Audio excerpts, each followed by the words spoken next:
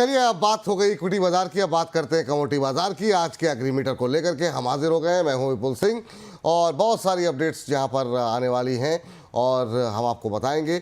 इस पर हमारा साथ देने के लिए जुड़ रहे हैं पृथ्वी फिनमार्ट के डायरेक्टर और कमोडिटी एंड रिसर्च के हेड मनोज कुमार जैन जी।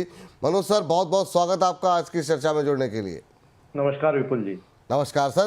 तो बहुत सारी खबरें हैं सर और उनसे जुड़ी हुई सवाल भी हैं, एक एक करके आपके सामने लेकर के आते हैं। सर, बीते अगर हम 3 हफ्तों की बात करें तो दिल्ली के अंदर चने की कीमतों में हमने देखा कि करीब 350 रुपये पर क्विंटल की गिरावट देखने को मिल रही है।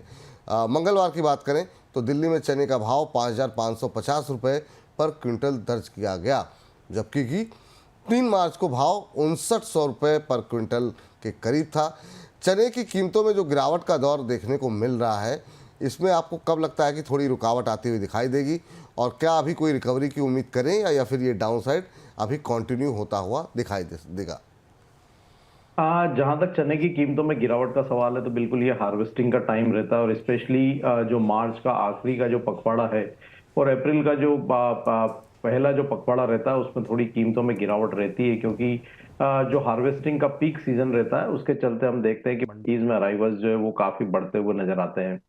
तो कहीं ना कहीं हमारा मानना है कि यहाँ पे नेक्स्ट वीक से थोड़ी जो है स्टेबिलिटी कीमतों में आती हुई नजर आएगी, क्योंकि जो पहला जो हम कह सकते हैं कि जो पीक अराइवल का टाइम है वो मार्च एंड में निकलता हुआ नजर आएगा और उसके बाद यहाँ पे ग्रेजुअली जो है थोड़ी स्टेबिलिटी जो है कीमतों में आती हुई नजर आएगी। तो हमारा मानना है कि कीमतें वैसे भी अभी जो है एमएसपी के नीचे ट्रेड हो रही है, तो कहीं ना कहीं जो दिल्ली मंडी के भाव है वो 5,400 5,300 के दायरे में एक बार जो है सपोर्ट्स लेते हुए नजर आएंगे और निचले स्तरों पर फिर हम देखते हैं कि एक बार यहाँ पे बाइंग जो है वो इमर्ज होकर के आ सकती है। अभी कितना मतलब इस दायरे में सर कब तक रहने की उम्मीद आप जता रहे हैं, जो चने की कीमतें हैं?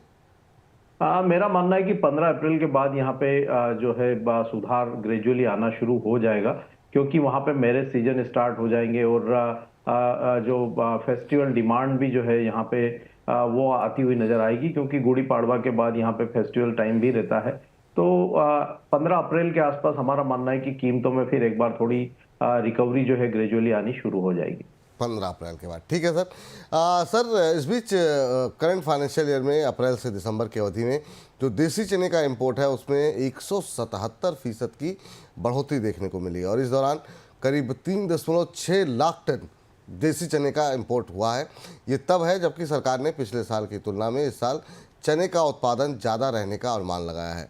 आपके हिसाब से चने के इंपोर्ट में इतनी तेज़ी बढ़ोतरी क्यों देखने को मिल रही है, खासतौर से तब जबकि अगर चने का उत्पादन बढ़ने की उम्मीद सरकार ही जता रही है, फिर ये इतना इंपोर्ट क्यों बढ़ रहा है? ये पूरे क्रॉप ईयर का है और हम देखें तो गत वर्ष जो है चने की कीमतें काफी ऊपर थी और उसके चलते यहाँ पे गवर्नमेंट ने जो है इंपोर्ट को बढ़ावा दिया था ताकि यहाँ पे कंज्यूमर्स को जो है कम भाव पे दाल मिलती रहे। तो उसी के चलते हमने देखा है कि दालों का जो आयात है वो गत वर्ष में बड़ी मात्रा में देखने को मिला था, चाहे वो चना हो, मटर हो या और भी जो दूसरी दालें हो। तो उसी के चलते हमने यहाँ पे इम्पोर्ट्स में जो है बढ़ोतरी आते हुए देखी थी। अब यहाँ पे इस बार जो अनुमान है उत्पादन के वो बेहतर है गत वर्ष की तुलना में। तो हमारा मानना है कि यहाँ पे जो है जो इस वर्ष जो इम्पोर्ट है उसमें भी थोड़ी गिरावट देखने को मिलेगी और हो सकता है कि आने वाले समय में इम्पोर्ट पे गवर्नमेंट जो है फिर कोई ड्यूटी जो है इंट्रोड्यूस करती हुई नजर आए, तो उसका भी फायदा यहाँ पे जो है फार्मर्स को मिलता हुआ नजर आएगा और प्राइस में भी एक स्टेबिलिटी जो है वो आने वाले समय में इसी के चलते देखने को मिल सकती है। सर, अगर 3 महीने की अगले बात करें तो आप चने की कीमतों का आउटलुक कैसे देख रहे हैं? आपने अप्रैल से कहा कि यहाँ से थोड़ी सी रिकवरी आनी चाहिए, पर अगले 3 महीनों में प्राइसेस कहाँ दिख रहे हैं आप? मेरा मानना है कि नेक्स्ट क्वार्टर में जो डाउन साइड है वो लिमिटेड रहना चाहिए। 5,300 5,200 मंडी के जो भाव है वो डाउन साइड यहाँ पे प्रोटेक्ट रहना चाहिए। वहीं अप साइड में हमारा मानना है कि कीमतें फिर एक बार जो है 5,900 6,000 जो है अगले क्वार्टर के एंड तक, जून के आखिर तक एक बार आ सकती है। तो एक जो दायरा है वो 5,200 से 6,000 तक का अगले एक क्वार्टर में यहाँ पे चने की कीमतों में देखने को मिल सकता है। ठीक सर। अगली खबर सर जो है वो हल्दी से जुड़ी हुई है। मंडियों में हम देख रहे हैं कि हल्दियों की आवक उम्मीद से कम देखने को मिल रही है। घरेलू और निर्यात मांग में मजबूती देखने को मिल रही है। आपके हिसाब से हल्दी की कीमतों को आप का फ्यूचर कैसे देख रहे हैं, क्या आउटलुक देख रहे हैं हल्दी को लेकर के? विपुल जी, हल्दी में हमने जो है एक बड़ी गिरावट आते हुए देखी थी, और जो मार्च महीने की शुरुआत में हमने देखा था कि कीमत 11,000 तक के स्तर तक फिसल गई थी। लेकिन जब फिर यहाँ पे जो खबरें निकल कर आनी शुरू हुई प्रोड्यूसिंग स्टेट से कि उत्पादन में जो है गिरावट देखने को मिल सकती है इस वर्ष में, तो उसके चलते हमने ग्रेजुअली निचले स्तरों से एक अच्छी रिकवरी जो है मार्च के आखिरी पखवाड़े में देखी, और निचले स्तरों से लगभग 20% की बढ़त हल्दी की कीमतों में आती हुई नजर आई।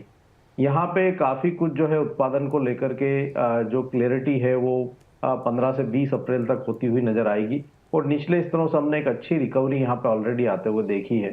तो हमारा मानना है कि ऊपर के स्तरों पर बाइंग जो है वो थोड़ी हल्दी में अवॉइड करना चाहिए, और अगर यहाँ कीमतें अगर 13,500 13,800 के दायरे में आती है तो लॉन्ग की पोजीशन में एक बार मुनाफा वसूली करना चाहिए।